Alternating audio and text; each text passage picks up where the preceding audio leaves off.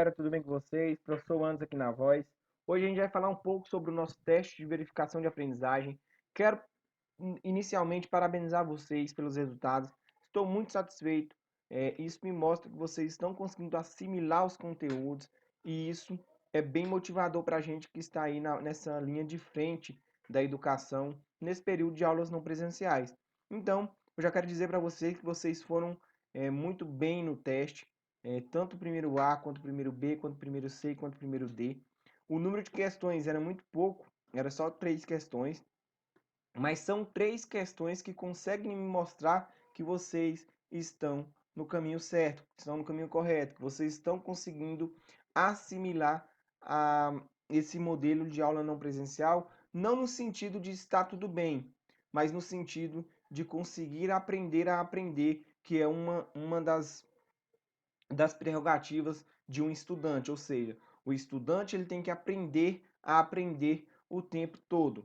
E isso foi mostrado dentro desse teste de língua inglesa, e eu fiquei muito feliz com vocês. Eu vou passar primeiro falando sobre os resultados por turma. Olha para vocês verem. O primeiro A acertou 91% da questão número 9, 78,3% da questão número 10 e 91% da questão número 11. O primeiro B acertou 77% da questão número 9, 61% da questão número 10 e 38% da questão número 11. O primeiro C acertou 77% da questão número 9, 81% da questão número 10 e 59% da questão número 11. O primeiro D acertou 92% da questão número 9, 88% da questão número 10 e 84% da questão número 11. Eu vou fazer uma análise aqui da questão número 9, aqui do primeiro D, para a gente entender como é que funciona essa porcentagem.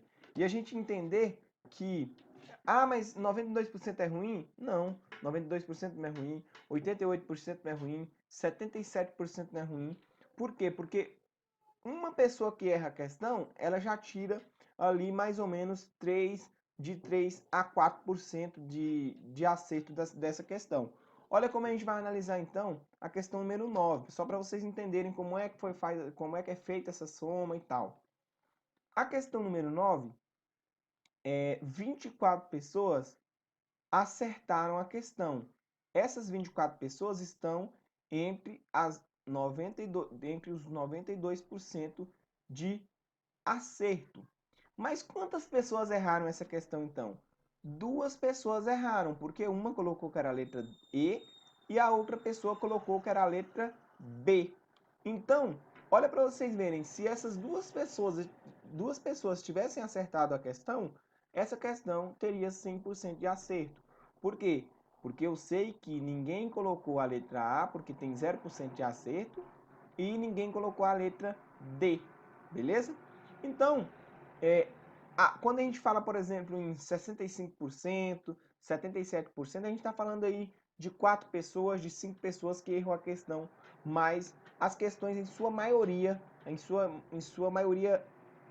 massacrante, acertou a questão aí, passando aí dos 50%, beleza? Então, são resultados muito bons. Eu considero que são resultados excelentes pelo modelo de ensino que a gente está tendo agora, pelas dificuldades que a gente está tendo, a gente está conseguindo assimilar os conteúdos, beleza?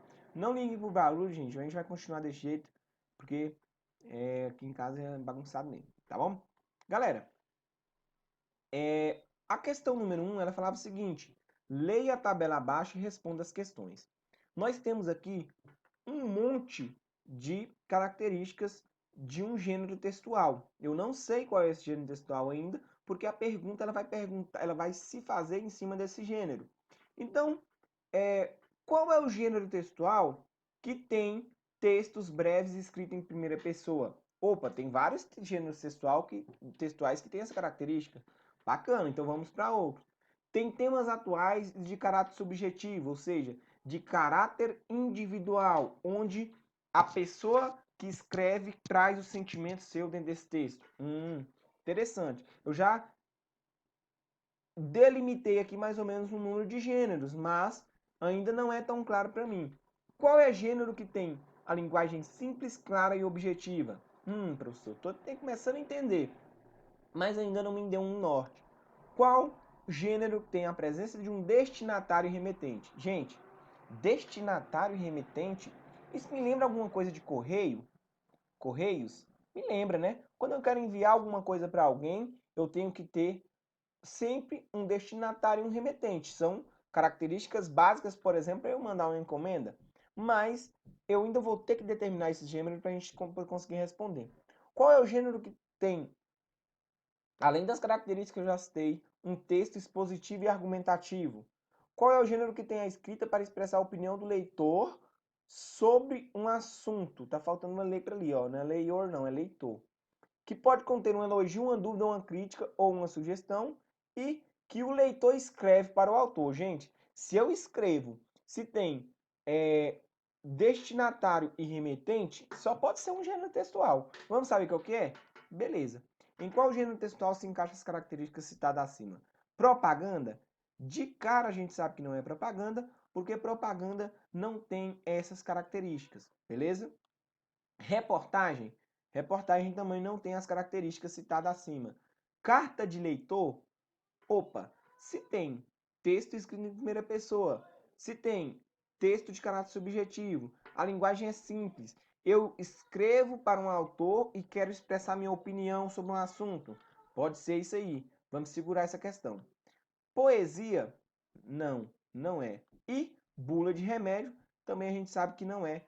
A única questão correta é a letra C. Então, essa questão aí, ela teve mais de 50% de acertos. Então, muita gente acertou ela. Estava muito fácil, mas isso está relacionado aí ao estudo que vocês tiveram, às aulas que vocês presenciaram na plataforma GPA, por videoaula e outros meios de comunicação que nós tivemos aí nessas aulas não presenciais.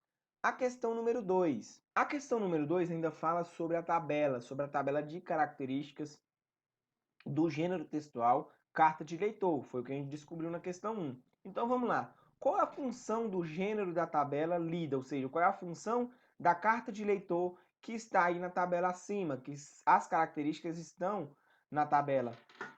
Olha, é de anunciar um produto? Não, porque quem anuncia um produto é uma propaganda, um anúncio publicitário. Então, a gente tira. É ensinar a usar um produto? Também não. Os textos que ensinam usar um produto não têm as características citadas acima. Informar o leitor sobre um acontecimento? Gente, informar o leitor sobre um acontecimento? Será que isso aí não é uma reportagem? Então não é carta de leitor, a gente pode estar tirando. Escrever para o autor de um conteúdo uma carta com uma opinião, uma crítica, uma dúvida. Galera, se a gente descobriu lá, na número 1, que o gênero é carta de leitor, escrever para um autor de um conteúdo uma carta com uma opinião, uma crítica ou uma dúvida. Olha o que está falando aqui, ó. Crítica, dúvida, sugestão. Então, a letra D é a nossa letra correta, viu? Vamos só olhar a letra E para ver. Dar uma notícia também não é característica, a gente corta. A única questão correta é a letra D, tá bom? Letra D, questão correta. Vocês também acertaram muito essa questão, porque estava muito explicadinha, estava muito dentro do conteúdo que a gente tinha estudado. Questão número 3. De acordo com a tabela, quais das características abaixo não é uma característica do gênero carta de leitor? Galera, é muito simples, a gente já tem uma tabela acima, a gente só iria ver qual característica não tem nada a ver com as características do gênero carta de leitor. Texto expositivo e argumentativo, isso é uma característica, olha, texto expositivo e argumentativo. Leitor escreve para o autor? O leitor escreve para o autor? Sim, é uma característica do gênero carta de leitor. Pode conter um elogio, uma dúvida, uma crítica ou uma sugestão? Sim, a gente viu isso bem aqui, ó. E a outra sempre com temas atuais e de caráter subjetivo? Sim, essa aí também é um tema, é uma característica da carta de leitor. Dar uma notícia? Não, esse aqui não é uma característica.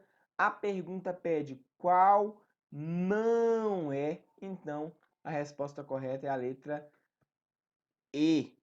Quem colocou letra E está corretíssimo. E foi essa a nossa correção da provinha aí de verificação de aprendizagem. Gente, beijo.